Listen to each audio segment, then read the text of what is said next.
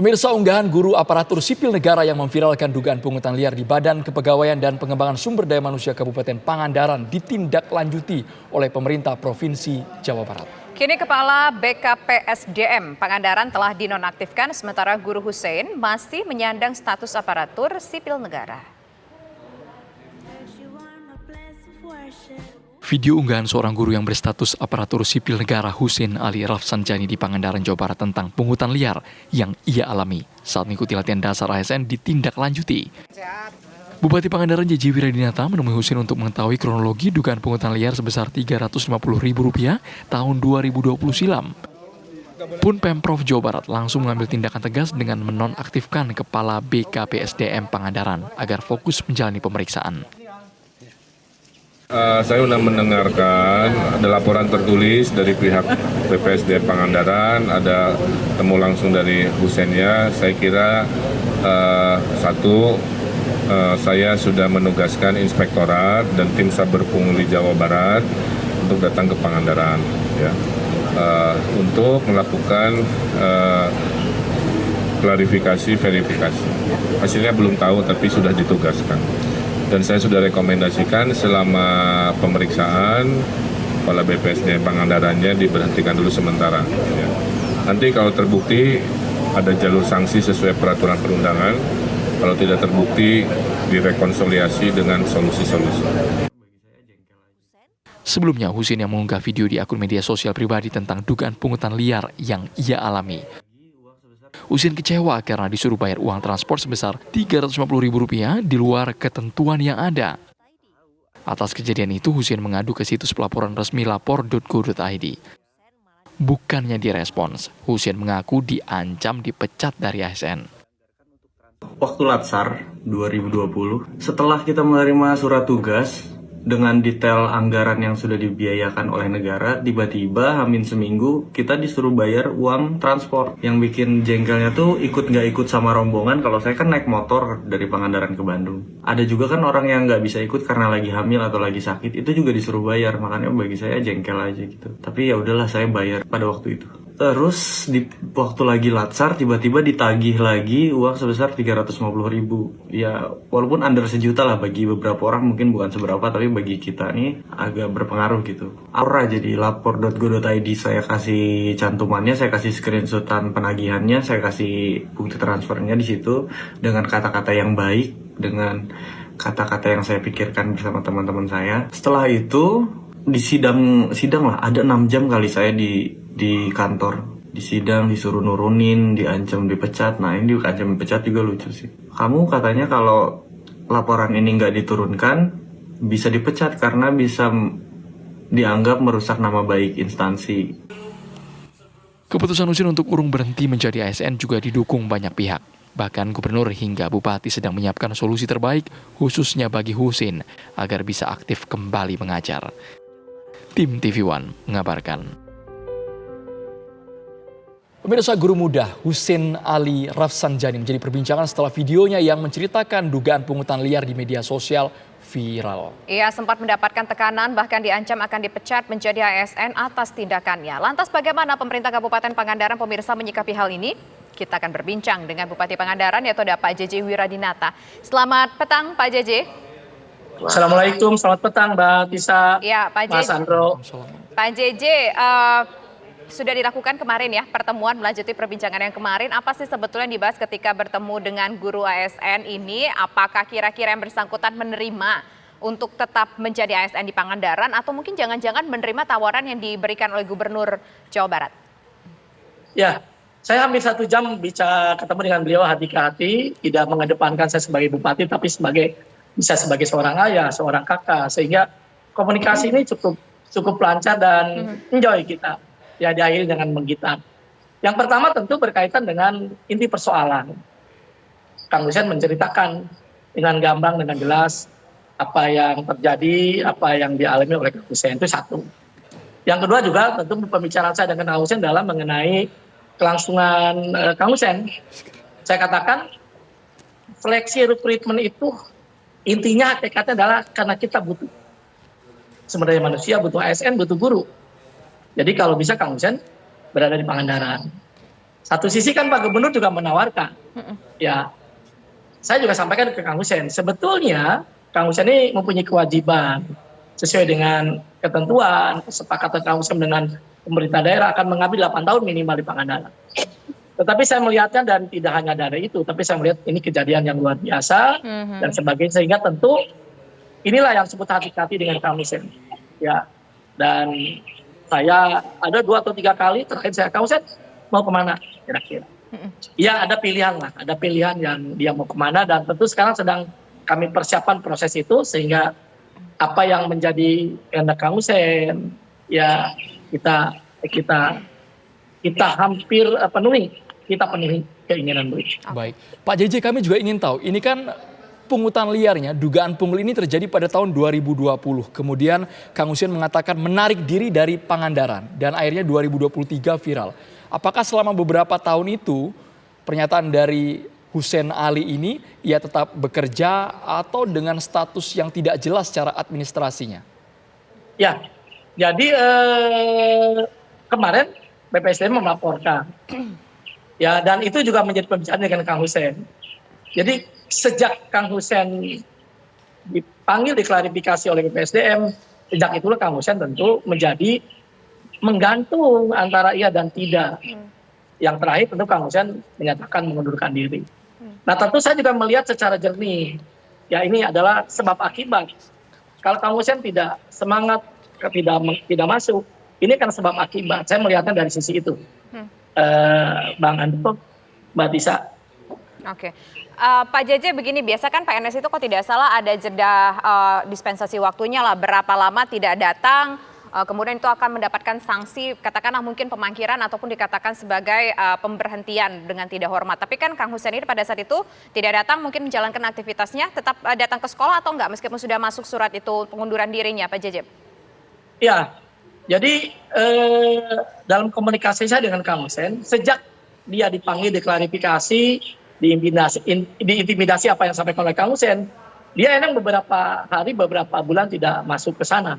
Tetapi saya melihatnya itu kejadian luar biasa. Kalau kejadian normal maka tentang ketentuan disiplin pegawai tentu akan diterapkan. Tapi ini kan satu sama lain, ada sebab dan akibat, sehingga saya tentu ini menjadi hal yang harus kita abaikan.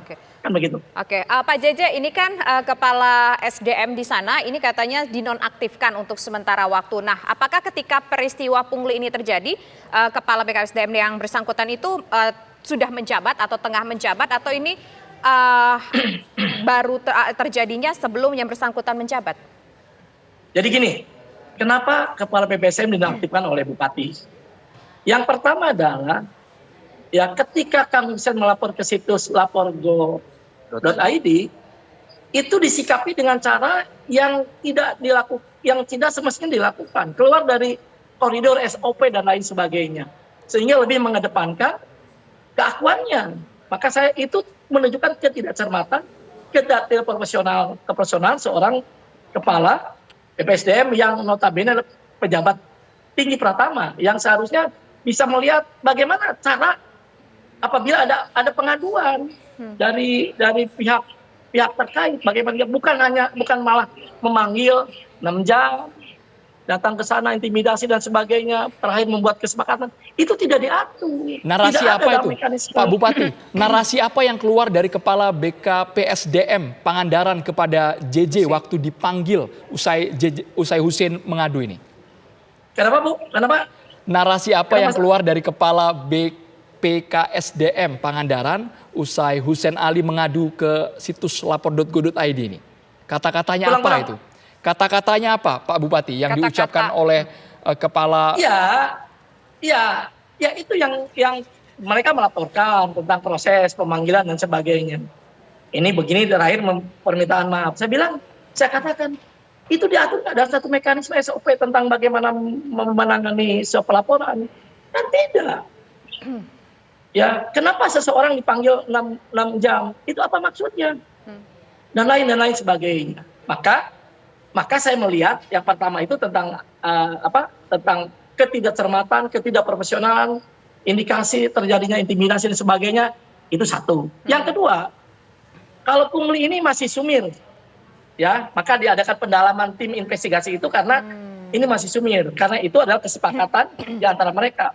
Tetapi yang saya lihat, apapun yang terjadi dari seorang mau berangkat ke Bandung sampai dengan dia balik lagi, itu menjadi tanggung jawab BPSDM. Seolah itu dilepas. Ya, sehingga Kang Hussein sudah komplain bahwa saya berkeberatan. Itu dilepas oleh Pak Presiden. Jadi itu menunjukkan ketidakpopuleran, ketidakcermatan dan ketidakprofesionalan. Maka saya nonaktifkan karena indikasi tidak profesionalisme, tidak cermat, tidak melaksanakan tugas dengan baik. Terjadi indikasi itu dan subjek-objeknya berada di kepala BPSDM. Maka saya nonaktifkan, itu dasarnya. Tentu Pak Gubernur juga memberikan saran, tentu menjadi pertimbangan saya. Tetapi itulah yang ada di penelusuran saya ketika rapat kemarin setelah ketemu dengan Kang Hussein, Mas Ando dan Mbak Tisa.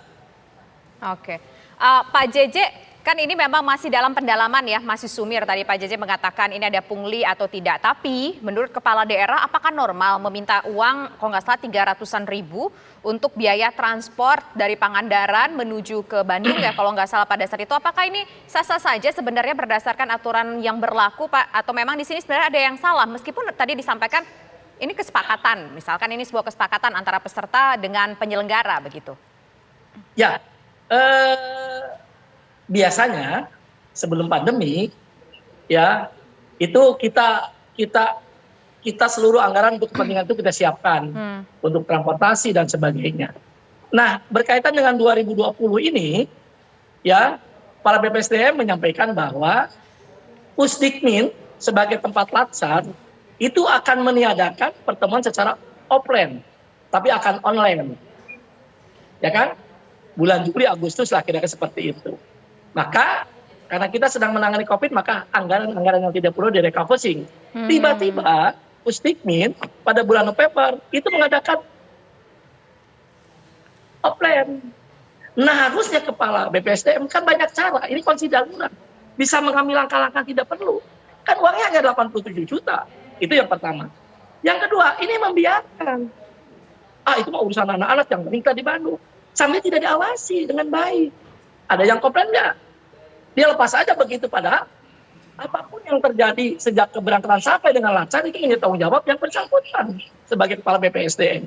Ini yang saya garis bawahi. Nah, kenapa saya mendalami tentang pungli itu yang sedang kita dalami. Tetapi ketidakcermatan, ketidakprofesionalan berkaitan dengan pemberangkatan itu juga menjadi persoalan. Ya, seseorang yang harusnya melaksanakan tugas sebaik-baiknya. Jadi kalau saya menjabat sebagai bupati, apapun yang terjadi di Pangandaran tanggung jawab saya, kan begitu. Maka harus, kan kira-kira begitu perumpamaannya. Pak Bupati, yang kami khawatir Pak, yang menyerahkan pungutan liar berkedok uang transport ini bukan hanya Hussein Ali saja Pak, tapi seluruh yang ikut latihan dasar ASN sudah terlanjur menyerahkan Rp350.000 terhadap oknum ASN di Pangandaran. Itu yang bahaya kan Pak. Dan yang kami khawatir lagi Pak, jangan-jangan ini bukan pertama kali kejadian Pak. Sebelumnya sudah sering, tapi baru kali ini diviralkan. Ya, jadi kemarin melapor, halo? Silakan Pak. Kalau kami melaporkan pada saya karena anggaran tidak ada, karena direka-pusing karena dari online ke offline yang tiba-tiba dan sebagainya. Nah, itu pun harusnya ya kan banyak cara menjeroman. Bisa pinjam uang dulu lah, atau gimana dulu, nanti masukin KPBD dan lain sebagainya. Ini bisa dilakukan. Yang lebih parah adalah membiarkan itu terjadi. Seluruh ASN padahal Kang Hussein sudah komplain dari awal. Kalau dia memantau ini sudah ada komplain dan membahayakan, maka tentunya segera mengambil langkah-langkah yang dipandang perlu, kan begitu. Tapi karena dibiarkan berlaku dengan seperti itu, nah ini yang kejadian.